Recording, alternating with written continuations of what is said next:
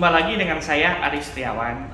Senang sekali kali ini saya akan membagikan video tentang kalau misalnya kita menabung uang 1 juta di bank tahun kemudian, maka kurang lebih uang yang kita tabung senilai 1 juta rupiah itu akan menjadi sekitar 800 sampai 900 ribu rupiah, kurang lebih seperti itu. Kenapa saya bilang seperti itu? Karena menabung di bank itu bunganya kecil, hanya 1%, andai kata itu saldonya di atas 1 juta rupiah. Itu adalah bunga dari salah satu tabungan bank besar di Indonesia.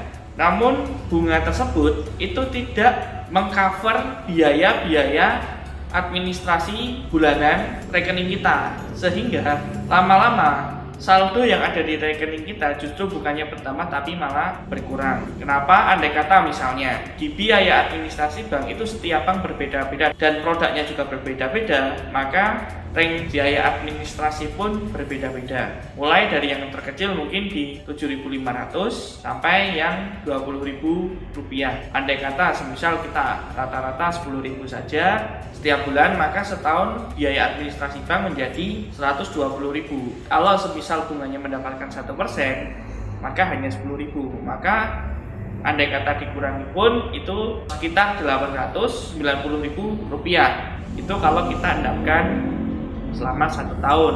Namun berbeda cerita ketika kita berinvestasi di reksadana. Sebelumnya untuk reksadana sendiri itu berbagai macam produk. Saya ambil dari salah satu contoh reksadana yang profil resikonya rendah. Namun di reksadana tersebut return yang kita terima itu sudah net. Ada salah satu reksadana itu returnnya sekitar 4 sampai 5,2% saat video ini dibuat. Karena kebetulan saat video ini dibuat, suku bunga di BI 7-day repo rate atau suku bunga BI itu masih tergolong rendah, karena belum ada kenaikan suku bunga, returnnya juga masih tergolong di range sekitar 4 sampai 5,2%. Bahkan kalau semisal kita menabung rutin di reksadana, maka profit yang akan kita terima juga akan semakin besar. Salah satu contoh tadi, andai kata kita berinvestasi misalnya beli reksadana 1 juta, itu return sekitar, mungkin saya ambil return yang tidak terlalu besar yaitu 4,5%, itu bahkan ada yang 5%, maka returnnya sekitar 40.000 rupiah. Jadi ketika kita hold uang senilai 1 juta itu, maka akan menjadi 1.040.000 rupiah. Kalau semisal di tabungan akan berkurang, namun ketika di reksadana uang kita juga bertambah. Disclaimer, jadi yang materi yang saya sampaikan ini bukan berarti kita tidak perlu menabung di bank. Menabung di bank itu perlu juga, karena ketika kita butuh dana darurat itu kita tinggal langsung tarik di ATM. Tapi ketika misalnya kita ada dana lebih, setidaknya kita mulai melek investasi yang returnnya bisa mengalahkan inflasi. Apalagi ketika kita mempunyai pendapatan yang rutin atau bahkan kita sedang menerima rezeki yang lumayan banyak, kita masih bingung untuk berinvestasi di instrumen apa.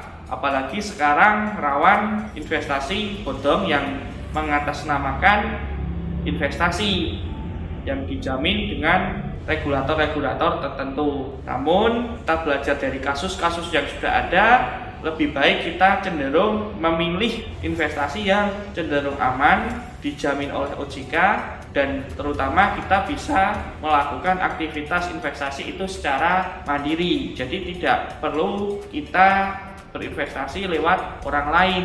Hanya dengan satu gadget, satu handphone, kita bisa bertransaksi di banyak instrumen, mulai dari reksadana, bahkan kalau yang cenderung menyukai sedikit resiko bisa berinvestasi di saham. Jadi mulailah kita renungkan, ketika kita berinvestasi, menaruh dana kita, menaruh uang kita, maka kalau bisa yang mengalahkan inflasi. Karena kenapa? Ketika uang kita termakan oleh inflasi, maka lama-kelamaan kita justru akan menjadi turun asetnya karena termakan oleh inflasi. Bayangkan 10.000 di 10 tahun yang lalu itu berbeda dengan nilai 10.000 di masa sekarang.